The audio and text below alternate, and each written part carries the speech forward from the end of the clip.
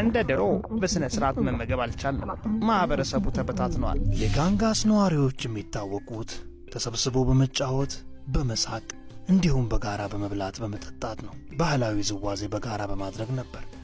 በተለይ በቆሎ ገንፎ ነገር አይነሳ። አሁን ግን ያ ሁሉ መቅረቱን ቡላሎ በሐዘን ተውጦ አጫውቶናል።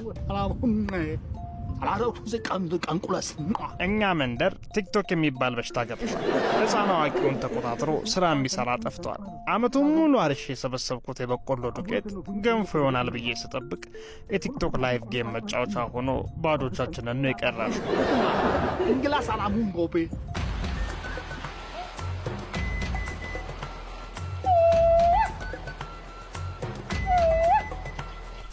ጋንጋሳውያን ብርቱ ህዝቦች ነበሩ። አርሰው የማይጠግቡ ሮጠው የማይደክሙ።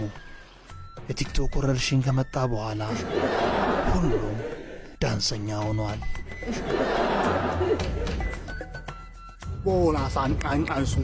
ዳንሱ መቀየሩ ራሱ ሆድ ያስብሳል። እንግዲህ በዚህ ማህበረሰብ ውስጥ አንድ የደረሰ ወንድ ልጅ አንዲት ሚስትን ከወደደ ለባልም ለሷም በስጦታ በመላክ ፍቅሩን መግለጽ የተለመደ ነው። ባልም ሚስቱ መወደዷ አያስቀናውም፣ ስጦታው በራሱ ይከሰዋል። ዛሬ ያገቡ ሴቶች አምረው የሚቀመጡበት ቀን ነው። ምክንያቱም በአካባቢው የባለጸጋ ልጅ የደረሰ ወንድ አለ። ባሎች ይህን ቀን ይወዱታል።